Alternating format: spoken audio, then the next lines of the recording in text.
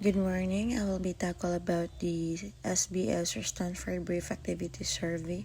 So SBAS is a tool designed to assess an individual's physical activity levels.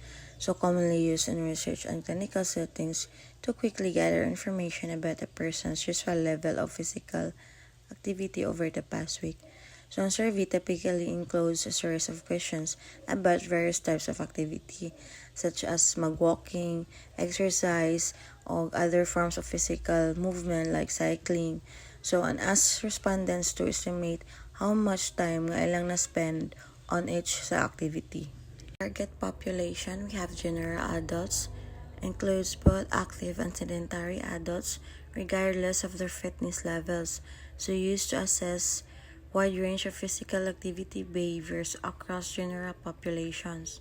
So patients or healthcare settings may be used for adults with specific health concerns such as obesity, chronic disease, or those undergoing rehabilitation.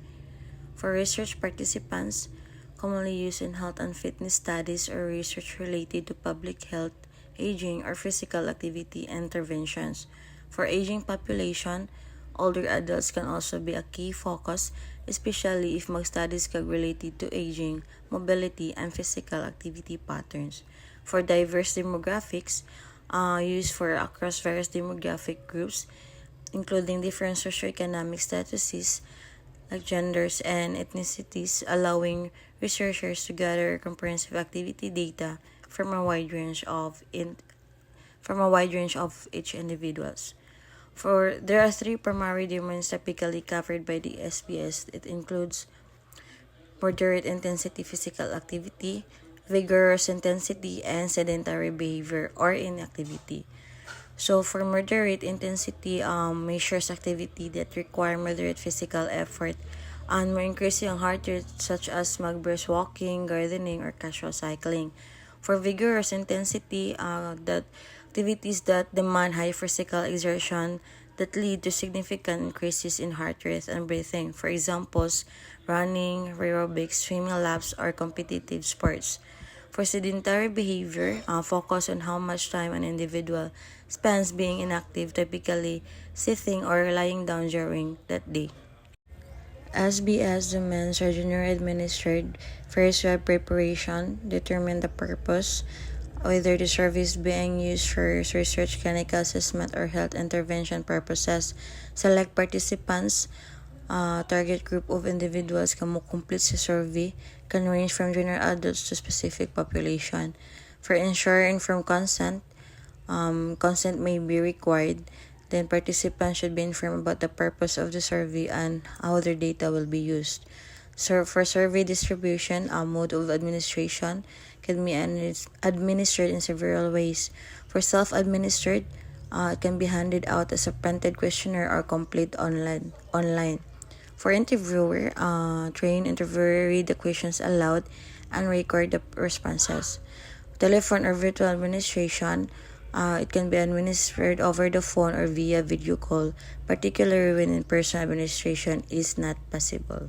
Instructions to participants, clarify the purpose, explain mo sa participants ang survey designed to assess their physical activity habits over sa past week and they should answer based on their typical routines.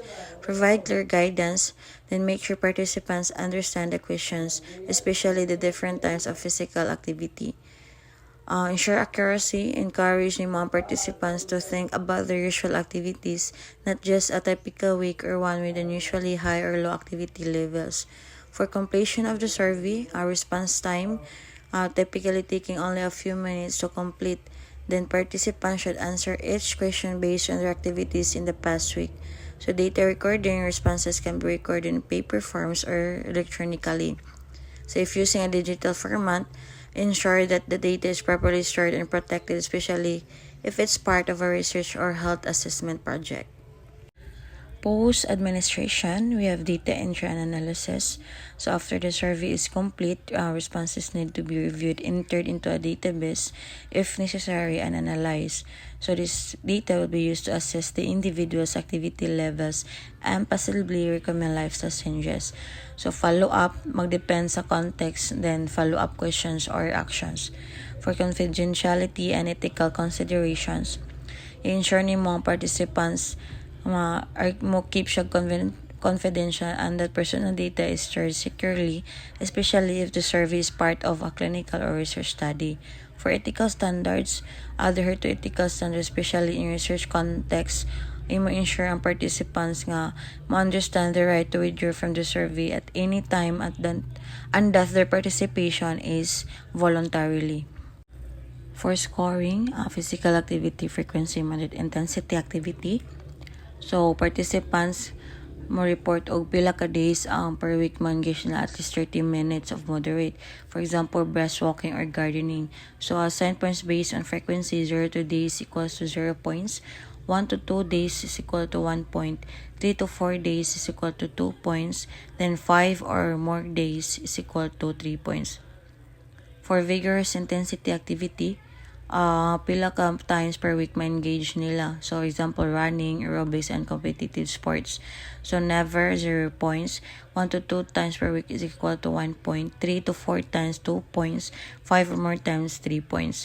So, participants report pila ka minutes ang ma-spend nila per day in moderate. Based on duration, 0 minutes equals to 0 points. 1 to 15 minutes equal to 1 point. 16 to 30 minutes equal to 2 points. 31 to 60 minutes equal to 3 points. Then more than 60 minutes equal to 4 points. For health recommendations based on scoring, for high activity levels, mag-continue maintaining or improving activity levels. Then, for moderate activity levels, encourage more frequent or intense activity.